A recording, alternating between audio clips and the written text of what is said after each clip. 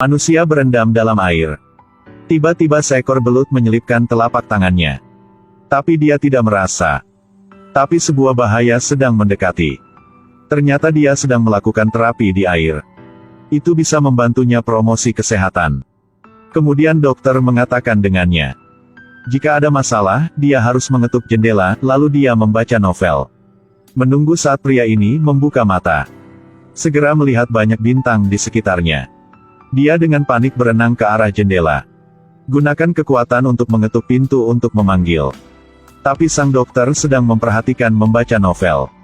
Tidak menyadari elektrokardiogramnya berubah. Tidak ada cara lain. Pria ini harus dengan usaha berenang ke atas. Tetapi jalur kehidupan oksigen telah jatuh ke bawah. Dia ingin mengambil. Tapi itu jatuh ke ikan di bawah. Jadi dia sudah menolak dan terus-menerus berenang ke atas. Bagian atas tertutup rapat. Tidak peduli seberapa keras dia mencoba, dia tidak bisa membukanya. Sangat cepat karena kurang oksigen dia sudah pingsan. Ketika dokter menyadari dan menyelamatkannya. Dia mengatakan dengan dokter ada sesuatu dalam air. Tetapi ketika dokter mengeluarkan senter dan melihat ke bawah. Tidak menemukan apapun. Hal ini membuatnya semakin curiga rumah sakit ini. Tepat untuk mengatakan. Ini adalah panti jompo. Tapi seorang pria muda seperti ini kenapa hidup di sini?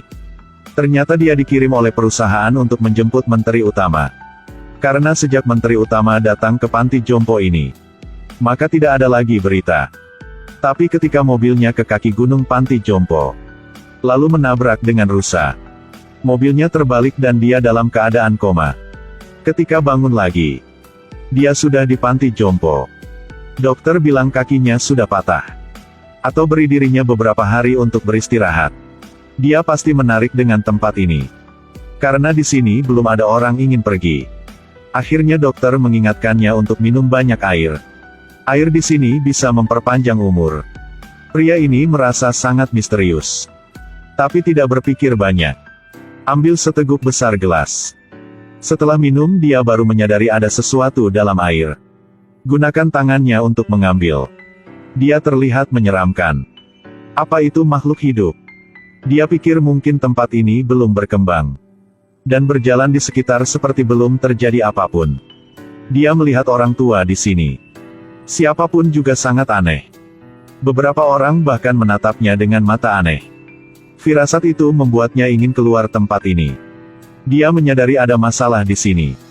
Jadi menemukan direktur dan bertanya dengan jelas. Tapi tiba-tiba badannya bermasalah. Pendarahan hidung mulai keluar. Kemudian jatuh dan koma. Setelah bangun lagi. Merasa putus asa. Pria diikat oleh dokter. Dokter mengeluarkan perangkat. Bidik mulutnya. Di bawah takutnya. Dia tidak membius tetapi melakukannya secara langsung. Pada malam kebesokan hari. Pria ini merasa giginya sakit.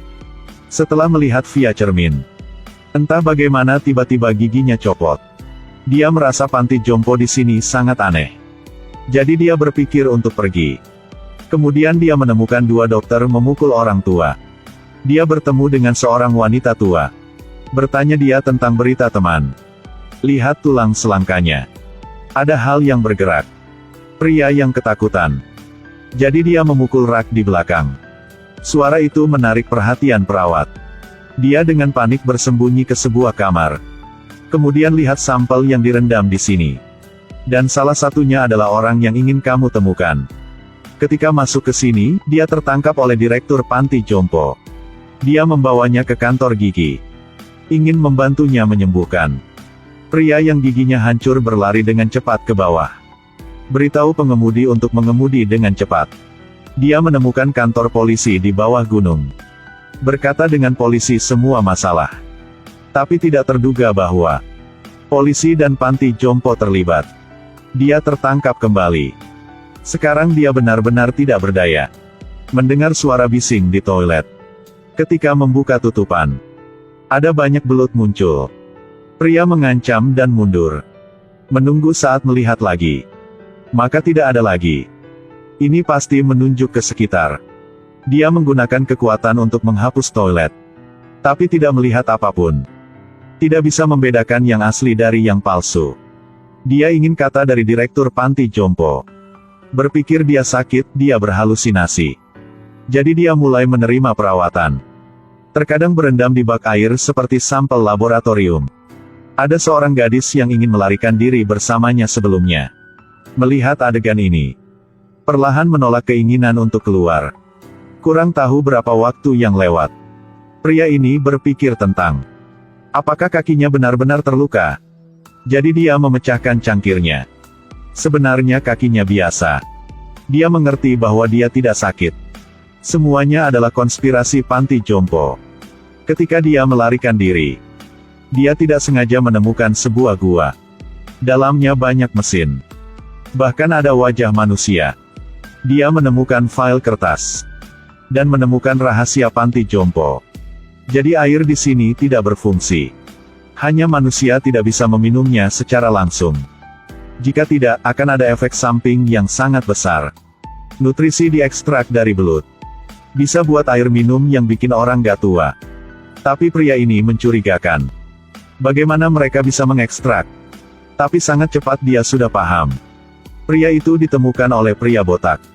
Lalu dipukul sampai pingsan. Setelah bangun dia berada di dalam mesin. Dan di sebelahnya ada toples belut. Mereka memasukkan pipa air besar ke mulutnya. Tapi ujung itu adalah toples penuh belut. Dia sangat takut. Dan dokter membuka keran. Belut jatuh bersama air. Dalam tatapan putus asanya. Setetes air umur panjang diekstraksi. Jadi begini cara membuat air umur panjang. Di panti jompo ini, ada banyak orang yang tersiksa sepertinya. Pria asli menemukan rahasia menjijikkan ini. Dia berlari ke depan semua orang. Mengatakan bahwa direktur diam-diam menggunakan tubuh manusia untuk membuat air umur panjang. Tapi orang tua di sini seperti setan. Ayo bergerak ke arahnya.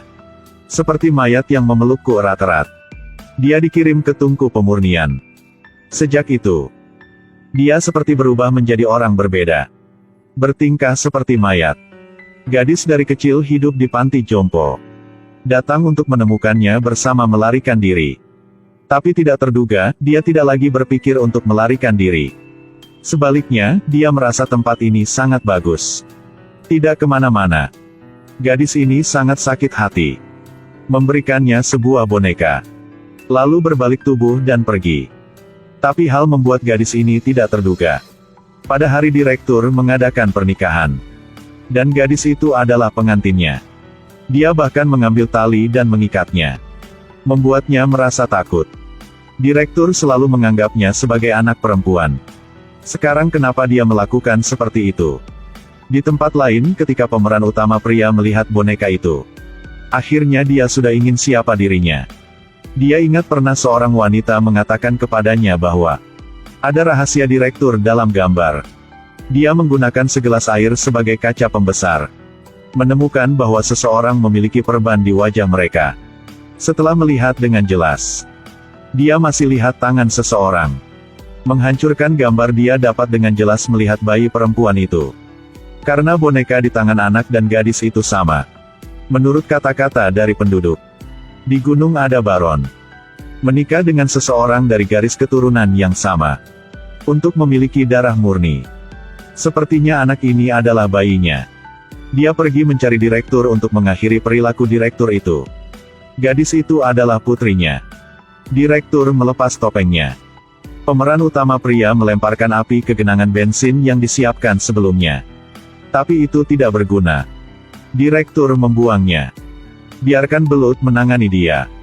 Gadis itu panggilnya, ayah. Dan lempar batang besi. Direktur jatuh ke bawah danau. Akhirnya, pemeran utama mengendarai sepeda untuk membawa gadis itu keluar.